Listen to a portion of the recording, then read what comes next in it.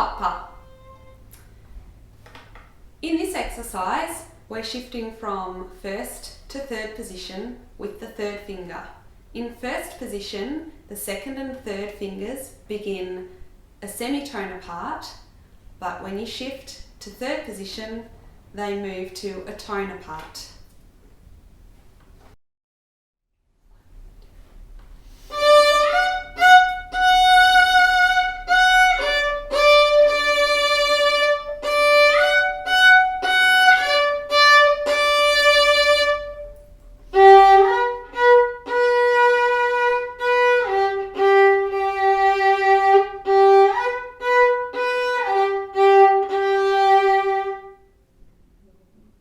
Play a D major scale in third position or a G major scale as a violist.